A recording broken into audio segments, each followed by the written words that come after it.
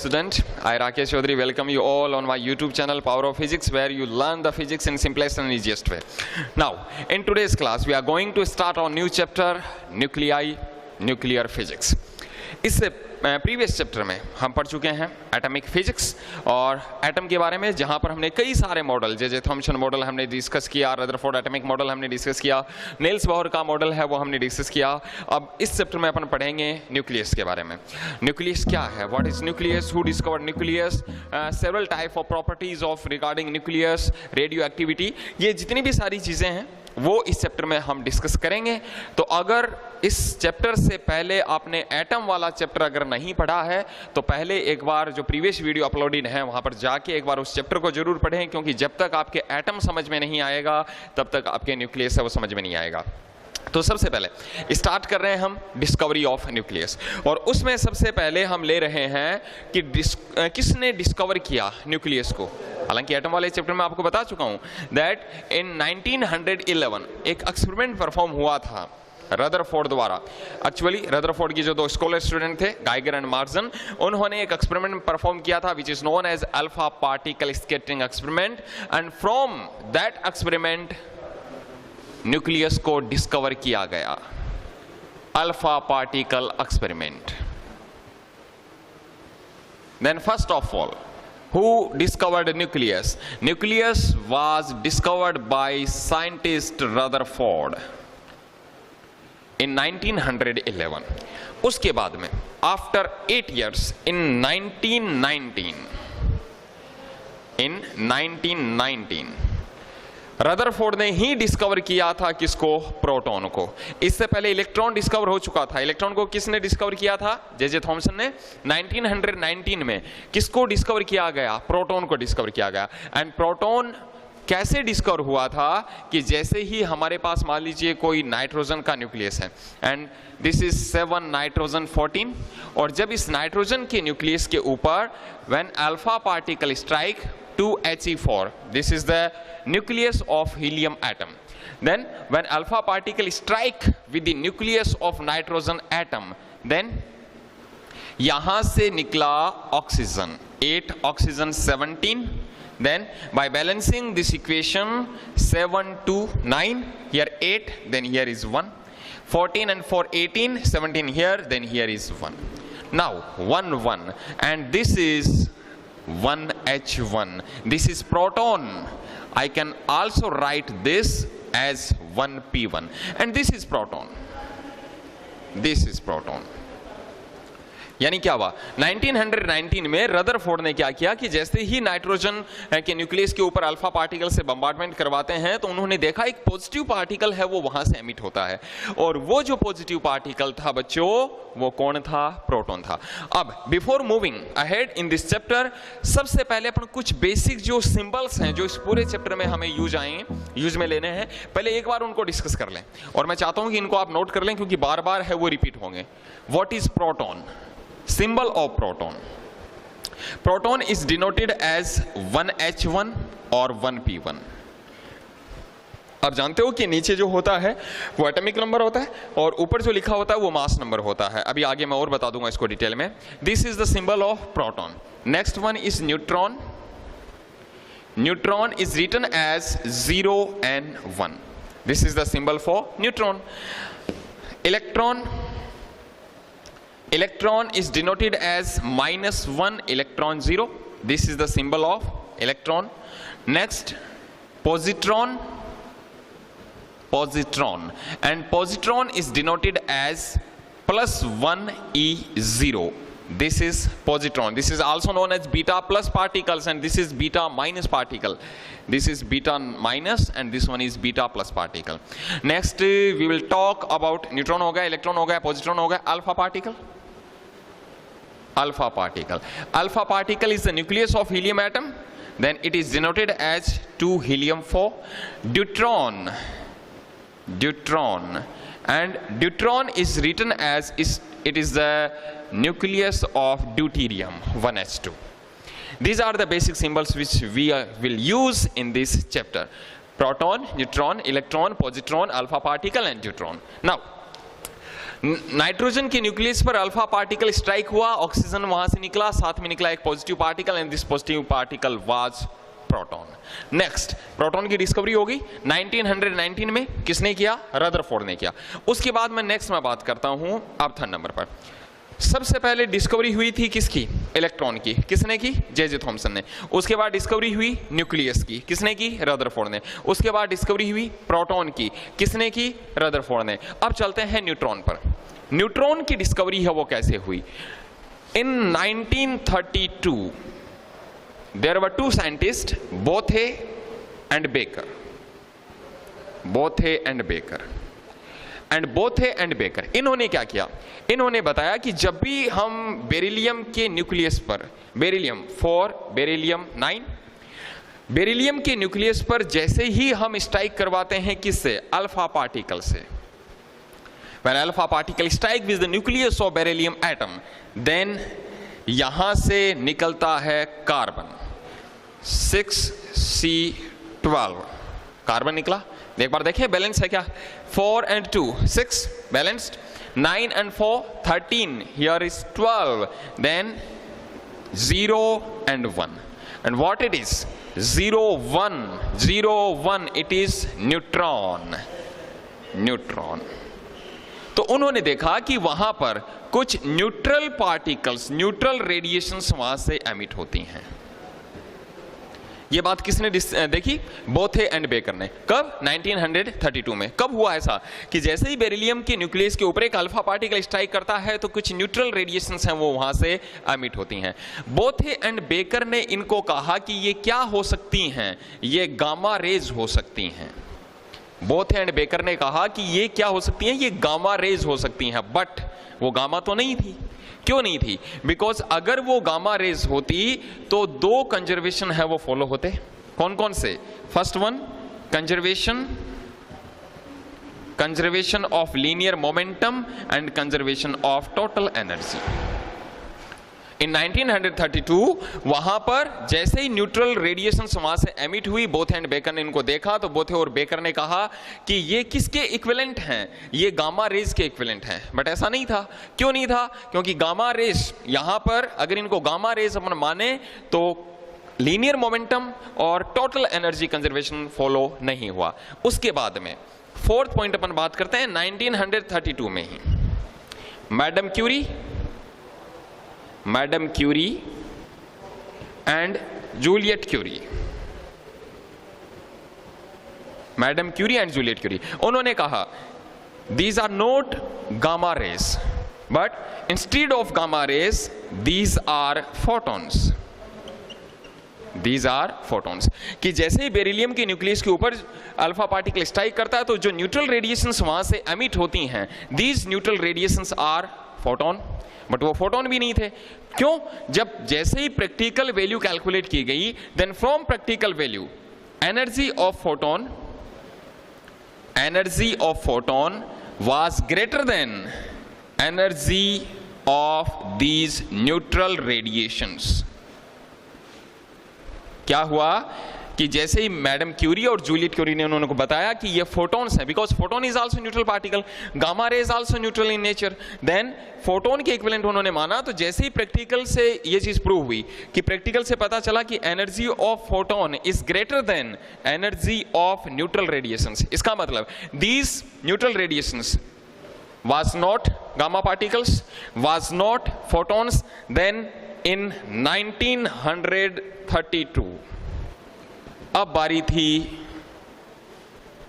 James Chadwick की। James Chadwick, और ये वो साइंटिस्ट थे जिन्होंने इसको नाम दिया था neutron. Then who discovered neutron? James Chadwick in 1932। कि जैसे ही बेरिलियम पर अल्फा पार्टिकल स्ट्राइक हुआ, जो न्यूट्रल रेडिएशंस थी, ये न्यूट्रल रेडिएशंस को नाम दिया गया neutron. These radiations was neutron. तो इस तरीके से किसकी डिस्कवरी हुई? न्यूट्रॉन की। एक बार दोबारा ब्रीफली आप डिस्कस कर ले। न्यूक्लियस को किसने सबसे पहले डिस्कवर हुआ? Electron, J Thomson. न्यूक्लियस को किसने डिस्कवर किया? रदरफोर्ड ने। प्रोटॉन को किसने डिस्कवर किया? रदरफोर्ड ने। कैसे हुआ था? Nitrogen plus alpha particle proton. उसके बाद में डिस्कवरी हुई किसकी? न्यूट्रॉन की। सबसे पहले एक्सपेरिमेंट किसने किया? बोथ एंड बेकर ने। बोथ एंड बेकर ने इनको क्या माना? गामा रेज के इक्विवेलेंट। गामा रेज से यहां पर लीनियर मोमेंटम और एनर्जी कंजर्वेशन फॉलो नहीं हुआ। उसके बाद में madam Curie and Joliot Curie ने उनको किसके इक्विवेलेंट माना? फोटोन के equivalent. But energy of photon was greater than energy of neutral radiations, and in last James Chadwick named these neutral radiations as neutron in 1932. Now we will discuss some basic properties of neutron. Look, properties of neutron. Then first thing about neutron is, next we will discuss properties of neutron. Then as we know that neutron is neutral in nature, it is neutral in nature. Second thing, neutral है, charge उस पे है नहीं। mass of neutron, mass of neutron which is denoted as Mn, and mass of neutron is 1.6749 into 10 to the power minus 27 kg. This is the mass of neutron. And mass of proton, MP, mass of proton is 1.6724 into 10 to the power minus 27 kg. This is mass of proton. Proton is slightly, जो proton का जो मास होता है वो slightly थोड़ा सा कम होता है in compare to neutron. Neutron में 1.6749 एंड प्रोटॉन में 1.6724। इसीलिए हम बोलते हैं कि mass of proton approximate equal होता है किसके? मास ऑफ न्यूट्रॉन के। तो ये हो गया इनका मास। थर्ड अपन बात करें neutron. Neutron is stable in nucleus. भाई न्यूक्लियस में ही होता है न्यूक्लियस। तो न्यूट्रॉन जो है वो स्टेबल होता है किसमें? न्यूक्लियस में। But it is unstable, it is unstable outside nucleus. और न्यूक्लियस के बाहर वो अनस्टेबल होता है। जैसे ही न्यूट्रॉन को न्यूक्लियस के बाहर लाया जाता है उसका डीके हो जाता है किसमें? प्रोटॉन में। Neutron gets converted into proton as well as proton gets converted into neutron. सी 0n1 थोड़ी सी इंपॉर्टेंट इक्वेशन ये मानी जाती है कि न्यूट्रॉन है वो प्रोटॉन में कैसे कन्वर्ट हो जाता है। जैसे ही आप उसको न्यूक्लियस के बाहर लाओगे तो उसका डीके है वो किस तरीके से हो जाता है? 0n1, this is neutron, it will get converted into proton and symbol of proton is 1p1 और 1h1। 0n1 get converted to 1p1, is that equation is balanced? No, 1 1 ऊपर वाला बैलेंस है बट यहां 0 है, यहां 1 है। Then to balance this equation -1 0 ये किया हमने। And what is -1 0 -1 e 0? This is beta minus particle, this is beta minus particle. तो वहां से बीटा माइनस पार्टिकल है वो रेडिएट होता है, साथ में वहां से कुछ एनर्जी होती है वो भी रेडिएट होती है। लेकिन इसके साथ में एक और न्यूट्रॉन पार्टिकल यहां से एमिट होता है and these neutral particles are known as anti neutrino. ये नाम शायद आप पहली बार सुन रहे हैं, anti neutrino. There are two different type of particles, first one is neutrino and second one is anti neutrino. What are these particles? इस पूरे यूनिवर्स में पता नहीं कितने सारे ऐसे पार्टिकल्स हैं जो नॉन विजिबल हैं और वो स्पीड ऑफ लाइट की वेलोसिटी से है वो मूव करते हैं, और वो पता नहीं कितने, अभी भी यहां से पता नहीं कितने सारे पार्टिकल्स हैं वो ऐसे मूव कर रहे हैं जो हर चीज को पेनिट्रेट है वो कर जाते हैं। और उन्हीं में से कुछ ऐसे पार्टिकल्स, देखो क्या हुआ था, जब भी अगर किसी भी न्यूक्लियस का डीके होता है, there are two type of decay, beta minus decay and beta plus decay, another one is alpha decay and gamma decay. In case of beta decay, जब भी अगर बीटा डीके होता है तो बीटा डीके में energy जो थी वो कंजर्व नहीं हुई थी। तो वहां पर साइंटिस्ट ने माना कि जैसे ही बीटा डीके होता है, वेदर इज बीटा प्लस और वेदर इज बीटा माइनस, तो जैसे ही बीटा प्लस डीके होता है तो उसके साथ कुछ और न्यूट्रल पार्टिकल्स हैं वो एमिट होते हैं, and these neutral particles are neutrino and anti neutrino. आगे की जो क्लासेस आएंगी जहां पर अपन रेडियो एक्टिव पढ़ेंगे तो वहां पर रेडियो एक्टिव एलिमेंट में वहां पर आपको डिटेल में बताऊंगा about neutrino and anti neutrino. Then outside the nucleus, neutron gets converted into proton, and there is a particle, beta minus particle, and anti-neutrino. It is denoted as nu bar, और साथ में कुछ energy है वो वहां से radiate होती है. Same as proton will gets converted into neutron. Outside the nucleus, proton will gets converted into neutron.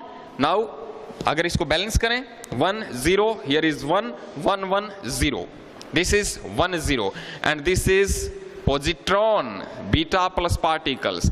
Then here this one is electron, and here this one is positron. और उसके साथ में एनर्जी रिलीज हुई, और वो energy थी, साथ में एनर्जी और एनर्जी के साथ में कुछ यहां पर neutral radiations, neutral particles, and this neutral particles was neutrino. तो इस तरीके से न्यूट्रॉन जो है वो न्यूक्लियस के अंदर तो स्टेबल है, लेकिन जैसे ही उसको न्यूक्लियस के बाहर लाया जाता है वो क्या हो जाता है, अनस्टेबल हो जाता है, उसका रेडियो एक्टिव डीके हो जाता है. नेक्स्ट अपन बात कर लें अब स्पिन की. Then fourth point, spin of neutron is half. जो न्यूट्रॉन होता है उसकी जो स्पिन होती है, जो वो मूव करता है, तो उसकी जो स्पिन है वो कितनी है, हाफ. और अगर उसकी स्पिन हाफ है, उसका जो एंगुलर क्वांटम जो नंबर है वो हाफ है, तो उसी के बेस पे उसका angular momentum, and as we know angular momentum mvr is equals to nh upon 2 pi from the second postulate of Niels Bohr, and here n is the quantum number, spin quantum number, and for neutron it is 1/2. Then angular momentum of neutron is equals to h upon 4 pi. This is the angular momentum of neutron. Then these were the basic properties of neutron. मास ध्यान में रखना है, neutral है ये ध्यान में रखना है, और न्यूक्लियस के अंदर स्टेबल, बाहर अनस्टेबल. अगर इसकी बात करें, mean life of neutron is approximately 17 minutes, and average half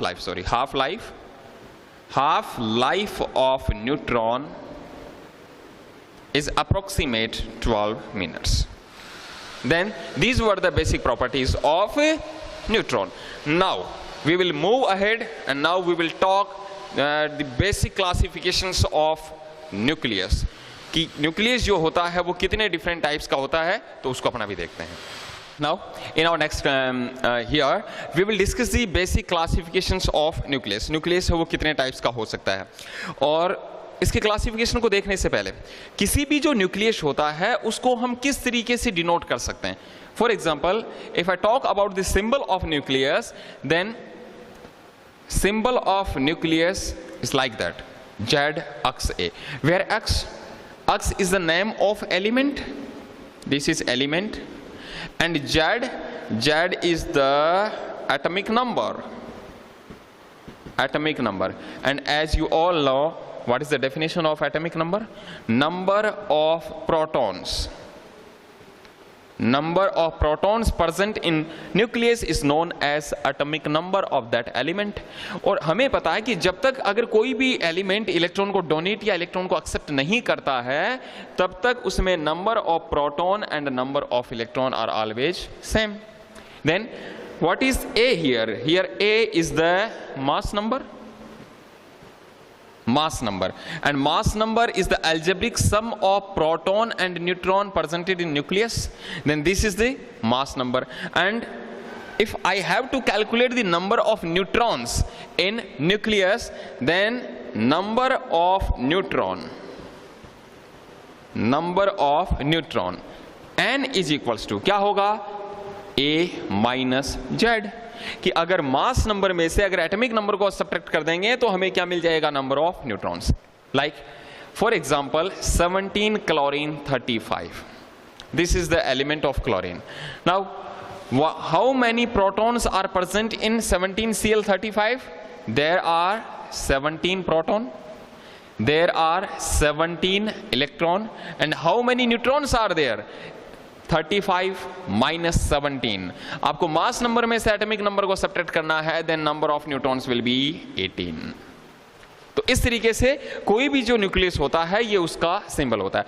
अब इसी बेसिस पे हम उसका क्लासिफिकेशन देखते हैं न्यूक्लियस का। First one is isotopes. And who are isotopes? Elements having same atomic number, same atomic number and different mass number. वे element जिनका एटॉमिक नंबर सेम होता है लेकिन मास नंबर होता है वो डिफरेंट होता है, these are known as isotopes. Like for hydrogen there are 3 isotopes, these are 1H1, deuterium 1H2, tritium 1H3. Then these are the isotopes, all having same atomic number 1 but having different mass numbers 1, 2, 3 respectively. For example, another example, carbon 6C12 and 6C14. These are the isotopes of carbon. For uranium 92 uranium 235 and 92 uranium 238. Then these are the basic examples of isotopes. हो गया clear? उसके बाद में अपन बात करें basic properties क्या है isotopes की। सबसे पहली चीज तो देखो, सबका एटॉमिक नंबर सेम है। तो एटॉमिक नंबर सेम है, it means they all acquire same position in periodic table. Periodic table में जितने भी आइसोटॉप्स होते हैं सबकी पोजीशन होती है वो एक ही होती है। Second cheese, as the number of proton and number of electrons are same, it means their electronic configuration will be same. Electronic configuration है वो सेम होगा। उसके बाद में बात करूं same proton same electron, it means उनकी जो केमिकल प्रॉपर्टीज होंगी सेम इन केमिकल प्रॉपर्टीज, उनकी जो केमिकल प्रॉपर्टीज होंगी वो भी क्या होंगी? सेम। उसके बाद मैं बात करूं number of neutrons are different in all isotopes. Neutrons different है। देखो 1H1, how many neutron are there? 0. In 1H2 only 1 neutron is present. In 1S3 there are 2 neutrons in 1S3. It means as the number of neutrons are different in these isotopes, it means their physical properties will be different because of their size of nucleus will be different. So सब में protons और जो neutron जो है, neutron सब में different है। इसका मतलब ये हुआ सबके न्यूक्लियस की साइज डिफरेंट होगी, और अगर उनके न्यूक्लियस की साइज डिफरेंट होगी इट मींस उनकी जो फिजिकल प्रॉपर्टीज हैं वो क्या होंगी? Different. Then different, all isotopes are different in their physical properties. These are the basic characteristic of isotopes. उसके बाद में अपन बात करते हैं अब नेक्स्ट आइसोबार्स। तो just opposite, isobars is just opposite of isotopes. क्या हो जाएगा? All elements having different atomic number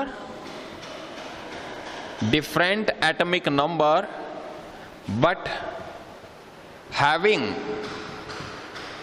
same mass number. All elements having different atomic number but having same mass number. It means number of protons are different, and sum of proton and neutron are same, are known as isobars. सोचो isobars के example जिनका atomic number different होता है, mass number same होता है। 1s3 tritium and 2he3 2 helium 3. Then 1h3 and 2 helium 3 are the isobars. Second, और अगर अपन बात करें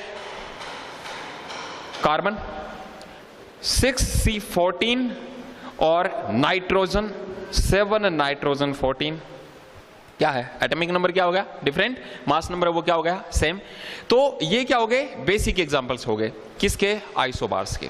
फिर अपन बात करें इनकी जो प्रॉपर्टीज, और देखें एक ले लो आप potassium and calcium, 19 potassium 40 20 calcium 40, ये भी क्या है? आइसोबार्स है। इनकी जो बेसिक प्रॉपर्टीज हैं वो क्या हैं? सबसे पहली चीज तो as the number of protons or atomic number of all isobars are different, it means they acquire different position in periodic table. Periodic table में उनकी जो पोजीशन होगी वो क्या होगी, डिफरेंट होगी. सेकेंड चीज, number of protons are different, number of neutrons are different, number of electrons are different, then they all are different in chemical properties. Chemical properties.